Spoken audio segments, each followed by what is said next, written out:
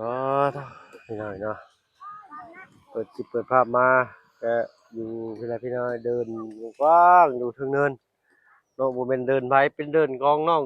กองมีเพิ่นพี่น้อยเนาะใช่เด้เจ้าของเดินอยู่ไสเด้เนาะนี่เนาะตู้มาวัดมาแทรกแล้วบาดเนาะเอานักเรียนเนาะก็มาเรียบร้อยสบายดีน้องแต่งจริงเลยสบายดีน้องกองมีเลยโอ้ยใช่เพิ่นมาวัดมาแทรกเรียบร้อยบ่ได้แล้วบ่อันจำนวนค่าส่งค่าจ้างเพิ่นแจ้งแล้วเท่าไหร่20ล้านเฮ็ดหยังแหน่ตั้งเสาเทคานทางลุงเพิ่มเพิ่นหับจบพี่เลยเนาะเดียวดีใจนำน้องเพิ่นพี่เลยเนาะทางเราก็บ่ได้มาอัปเดตด้านน้องก็มีเพิ่นโดนเลยได้พี่เลยนะเพราะว่ามัวแต่อยู่บ้านน้อง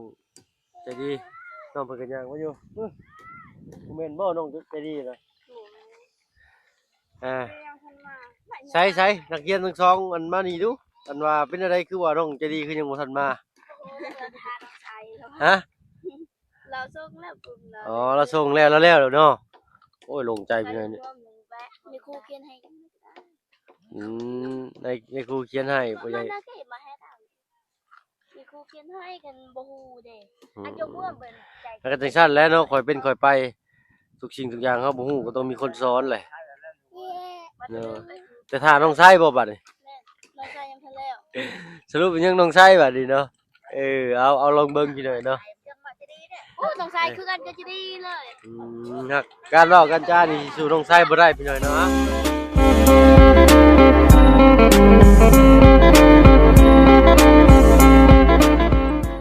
คลิปก็กราบทักทายพี่น้องเนาะกราบทักทายสบายดีพี่น้องใจดีแล้วก็ FC เบิดทุกท่านที่เข้ามารับชมช่อง YouTube บ่เบิ่งหลายๆคือเก่าพี่น้องเนาะบ่ว่าฝั่งไทยฝั่งลาวและก็ทั้งฝั่งต่างประเทศก็ยินดีต้อนรับเข้าสู่ช่อง YouTube บ่เบิ่งหลายๆเช่นเคยพี่น้องเนาะเอามื้อนี้เนาะอยู่เทิงเนินเขาอีเกิ้งว่าซั่นซะเขาอีเกิ้งนี่แหละพี่น้องบ่มีต้นไม้เนาะพอดีทางสร้างเพิ่นสิมาลงมือตั้งเสาเทคานตั้งระดับน้ำก่อนเนาะอันว่าน้องก็มีขนาดเสานี่เท่าไหร่บ่อันขนาดเสาจักต้นนั่นน่ะ15โอ้เนาะต้นเพิ่นเนาะตัวพากันนั่งท่าอยู่ในอันห่มม่วงที่นี่ก็ได้เพิ่งกินแบบนี้เอาล่ะเอาผู้แล้วนี่สิไปกินส้มน้ำน้องเพิ่นบ่ได้ผู้กินแบบนี้ก่อนโอ้ยเนาะกินแต่เป๊ปซี่เบิดมื้อแล้วมื้อนี้จอกหนึงมื้อนี้เนาะเอาเจ้าหน่อยสิพาไปกินตรงม่วงเนาะทางอาจารย์นั่งท่าอยู่ห่มม่วงที่พามพี่เลยเนาะใช่อาจารย์ลาวเด้เนาะท่าน้องๆกลับมาเด้โรงเรียนเนาะเป็นไดน้องก็มีอันข้าวหมูจะแล้วแหละขอบใจน้องเลี้ยงพี่น้องเนาะนั่งอยู่กันเบิดมื้อเกือบลืมชื่อเป็นไดข้าวหมูยังบ่แล้วบ่ยังทันมุงหลังคาแซ่บซะเจ้าได้ซะได้เรียบร้อยรอดกันแล้วกับหนูกะว่ารอดอยู่บ่ปีนี้รอดเนาะวันที่27นี่ก็เป็นเซ็งแล้วเนาะโดยเซ็งคดีศาสตร์อีกคดีศาสตร์นี่ก็ดูคือกันดูหน่อยหนึ่ง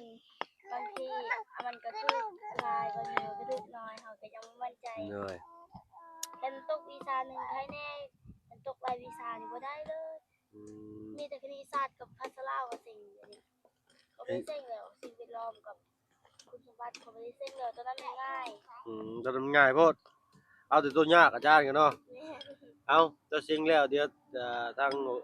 ว่าสิมีรางวัลให้เด้อลองเบิ่งพี่เลยเนาะจักสิน้อยจักสิหลายก็ลุ้นเบิ่งไปนำกันน้อยหนึ่งเอาเนาะน้อยหนึ่งเอาเนาะฉันนึกเอาไว้เป็นกำลังใจเนาะพี่เลยมาฝากก็ช่วยป่ะแล้วนี่ได้หลายโพดนี่ ให้นาเบากิน กินบ่บ่จักเทื่อคนอื่นน่าจะได้กินเสียแล้วปะ อ้าวมีไม้บ่ไปหาหลักกับมะม่วงไปหากินส้มอยู่หลังบ้าน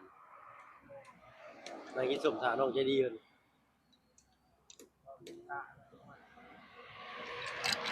ูก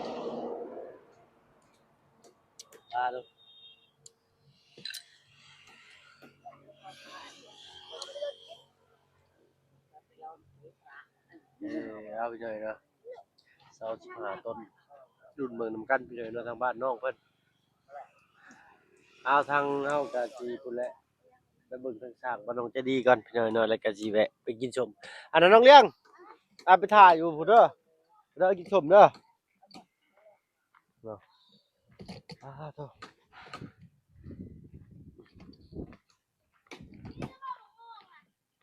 มีแล้วมีมะม่วงไข่ได้นะทางทีมงานเฮาบ่แม่นเข้าบ้านระเตื้องเครื่องใจบ่พี่น้อยเนาะเพราะว่านางลุงเพิ่นโทรมาชวนอยู่พี่น้อยเนาะพอดีทางเพิ่นก็เลยถามน้องๆเพิ่นก่อนมื้อนี้ทางทีมงานคือสิเข้าไปหลายอยู่พี่น้อยเนาะมื้อหน้าจังมีโอกาสจังไปตื่มอีกฮอดขั้นตอนอันว่าเฮ็ดก็เฮ็ดแนวนะเฮ็ดบาประกบเสาประกบนี่เนาะ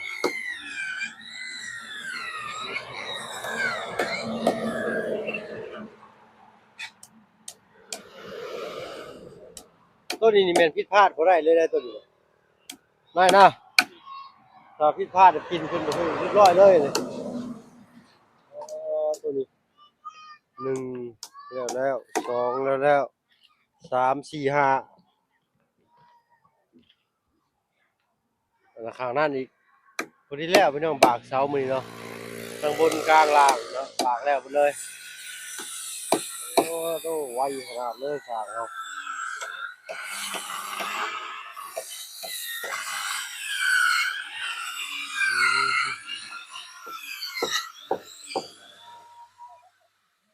ตัดภาพมาเบิ่งทางแม่น้องจะดีการนึ่งข้าวนึ่งน้ำโตได้หวดใหญ่เด้อเอ้ย นั่นล่ะ เนาะเอามื้อนี้ไปไสมาเอ้ยมื้อนี้สบายดีจ้ะไปสิย่าไปเอาแห้งเนาะโอ้ไฟเฮ็ดหยังนั่นไฟลักจูดไฟบ่ ได้มาไกล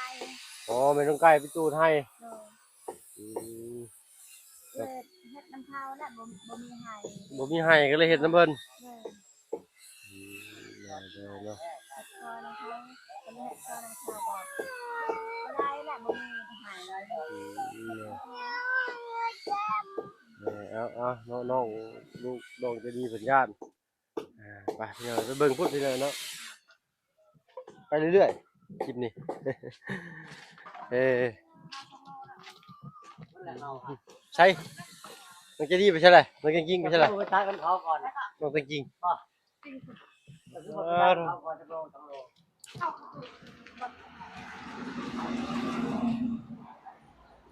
ใช้นักเรียนเฮ็ดเสือเปื้อนโอ้โตไปมื้อแรกเฮ็ดเสือเปื้อนเลยนี่เนาะคือบ่ซักเบิดเลยมันก็เป็นการแล้วนี่ ซักใหญ่บ่ ซักเบิดแหละ ซักแล้วมันแห้งเลยกลางคืนเนาะ ไปซักจังซั่นมันก็เป็นการมันก็เป็นรางแล้วผู้เหยียบเปื้อนหมดแล้วอ้าว แล้วเราเอาไปปลูก ใช่ถ้าอาจารย์เล่าเพิ่นได้แล้วบ่อาจารย์ม่วงนะได้แล้วบ่ม่วงนะ มันจะมา เนาะ บ่ยังจะมาเฮ็ด เอาสักหน่อยพี่น้อยเนาะสัตว์แต่ว่าซักผ้าซักกันเบิดสัตว์แต่ว่าโอ้โตทางนี่มาแล้วแม่น้องแต่งจริงโดยสบายดีเจ้าใช่โดยอย่าถือมีดถือเอาต่างหากมีดมันสิตกแล้วเจ้าเอ้ยมาแล้วอาจารย์น้องเพิ่นมาแต่ห้องโรงเรียนก็ไอ้ช่างก็เสิร์ฟมะม่วงสบายดีเจ้าทางอาจารย์ลาวเนาะมีฮอดหมอนฮอดม่านบ่ได้พี่น้อยเนาะอยู่นี่แต่ว่าไผมี power bank อยู่นี่ก็ได้มันเย็นมันบ่ร้อน มาแม่น้องเลี้ยง มาเด้อน้องเลี้ยงเด้อ จริง อืม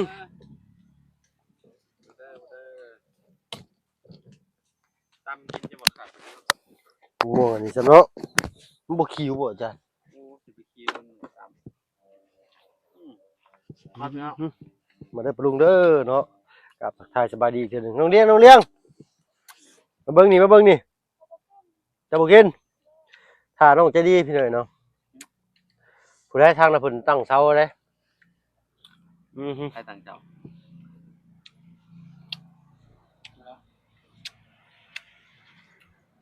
บ้านน้องก็มี ต่างเจ้าคืออะไร ตั้งเสาเทคาน ตอนนี้อ่ะ เลย ตัวมืออื่นจังหวะแล้ว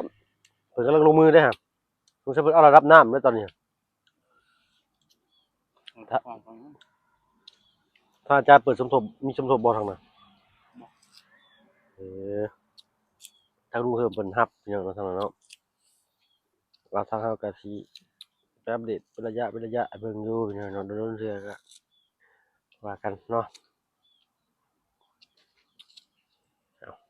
เอามา จริงบ่กินบ่ มันไม่หลาบไหมมันมีกลิ่นหอมอยู่เลยเนาะอาจารย์เนาะอืม ขังเนาะ ครับ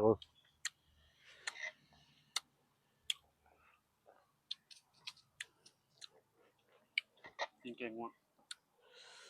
หนังไปหนังมากง่วงไปกันเลยเนาะอาจารย์ นอน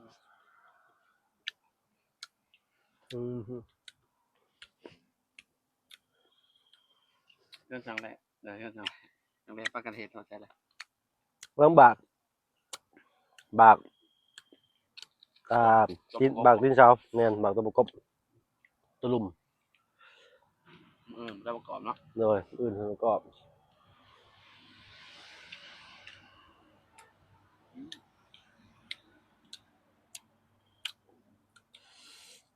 งานเราก็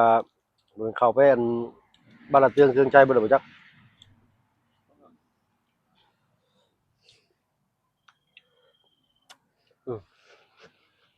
ยังมันจะมีคนเมื่อวะ ยัง เบาไรเมื่อวะ แม่น รออยู่บ้านน้องจริงไอ้ใจดีก่อน คือว่าเพิ่นเมื่อบ่ไรคือว่าบ่ไรเมื่อบ่ไร มันดีนะ แม่นเพิ่นสิออกมาเพิ่นสิเมื่อ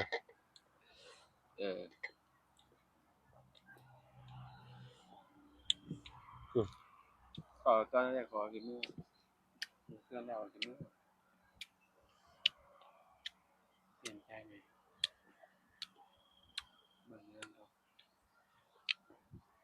คือกันเลยกันยกเงินแล้วพุ่นแหละนี่ก็ได้ เบิ่งบอก ยกเงินแล้วเจ้าก็สิเมื่อบ่ยังอีกดิ ขึ้นเดือน อืม ที่หนึ่งเลย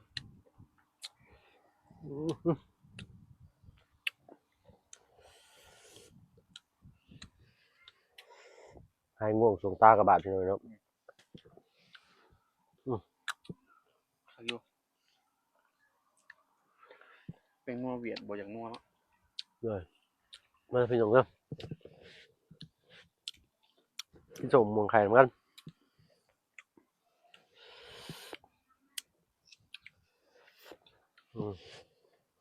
สามเดือนไปหัวใจเลยบุกโล จังว่าเขายังบ่ได้เข้าไปส่งซ้ำเห็นแต่หัวหน้าประชาหัวหน้าเพิ่นย่อกระเบื้องเข้ามาให้ตุๆๆอยู่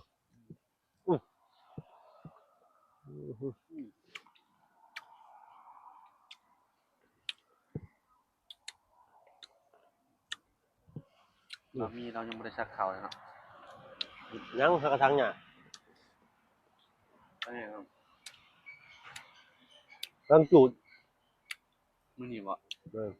ตอนนี้นะ เลยในปากไก่เพิ่นน่ะเอ้าพอเลยได้อาจารย์ข่อยอือฮึ2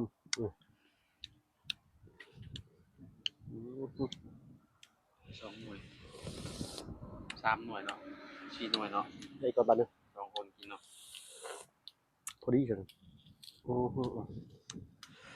ม่วงไข่นี่คือม่วงปลาเนาะ เลยหมูปลา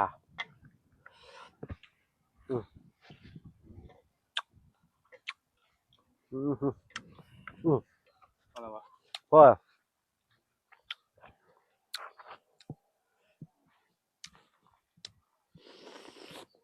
กินอ่างปลาลุงพออยู่เนาะน้องๆเพิ่นก็นั่งเฝ้าอยู่บ่กินน้ำอีกโอ้ยเป็นได้น้องๆมื้อนี้พ่อหมู่ใหม่อยู่บ่ได้หมู่ใหม่จักคนมื้อนี้คนหนึ่งสามสองบ้านใดบ้านใดบ้านช้างน้ำคนหนึ่ง บ้านดงในคนหนึง ช้างน้ำคนหนึ่งช้าง บ้านดง ตรงในอีกคนหนึ่งผู้หญิงหรือผู้ชายบาดเนี่ย ผู้หญิง ผู้หญิงหมดเลยต้องเนาะดีใจเดี๋ยวขอได้หมู่ใหม่ม่วนเด้เนาะเป็นได้ยังบ่พากันหิวข้าวหิวน้ำบ่ จะเศร้า เปิดมือก็ได้เนาะสุเจ้าเนาะกินขนมมาจงมาแจงเป็นซั่นได้เนาะน้องเจดีเพิ่นยังบ่มาอยู่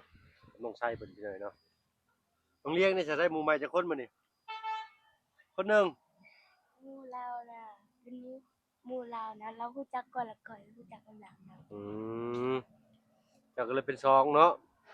แต่เจ้าก็ถามอยู่บ่หมู่กูก็เห็นก็ถามอยู่บ่ว่าไผไปหันไปนี่ซั่นสิถามบ่ บ่มีไปฮู้เด้ อ๋ออุ้ยไปฮู้เนาะเอาเพราะว่าน้องเพิ่นอยู่ทางนี้แล้วก็หากับเรียนอยู่หั่นปีแรกแม่นบ่ ขับไปใส่ปีแรก หากับไปเชียงปีแรกยังบ่ทันได้เรียนซ้ำเลย บ่ฮู้ว่าสิผ่านหรือสิร่วง จักสิผ่านหรือสิร่วงโอ้ยก็ผ่านอยู่ได้แหละเนาะ ถ้วยน่ะไว้เฮาเก็บถ้วยน่ะห้องค่อยน่ะไว้นี่เขาเก็บข้อสอบก่อน อืม อยากออกแต่ว่าเขาบ่ให้ออกก่อน เลย เฮาออกก่อนแล้วก็เลี้ยงออกทีหลัง เลย เรียนจาก เอามาแต่ใช่น่ะ วิชาเดียว เอามาแต่ใช่น่ะ ค่อยเก็บมา อืมไผไอเวียดเนาะ เรียนจากวิชามัน ไอเวียดเพิ่นก็ดีเด้อพี่น้อยเนาะ เรียนจากวิชา วิชาเดียววิชาเดียว เวียดเฮ็ดเฮือนเจ้าดิเวียกหนักๆเราเฮ็ดเนาะเวียกเบาๆเราให้ลูกน้องเราเฮ็ดคักอยู่ได้พี่น้อยเนาะแล้วเราก็สิย่างไปย่างมาแหละเวียกหนักๆแล้วก็สิ มีอยู่3วิชา ตอนนี้เห็นบ่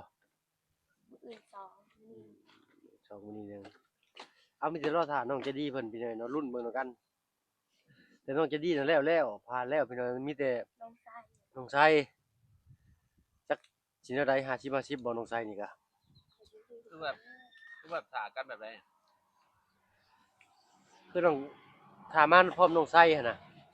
โดนใช้วิชามันบ่ผ่านบ่ วิชาเดียวหมดทั้งห้องนั่น อืม แต่ว่าห้องต่างกัน ต้องต่าง ที่ กั ดี น กับไส้น่ะอยู่ห้องเดียวกัน อืม แต่ว่าเรียงกับค่อยนี่คนละห้องค่อยห้อง3เรียงห้อง4จะดีห้อง5 โอ้น้องดาวอนก็ผ่าน น้องดาวอนน่ะอยู่ห้อง5กับน้องไส้แล้วก็จะดี เลย เรียงกับค่อยน่ะคนละห้อง อืมเนาะ ตอนเช้าอยู่คนเดียวกับตอนแรงน่ะมีมือ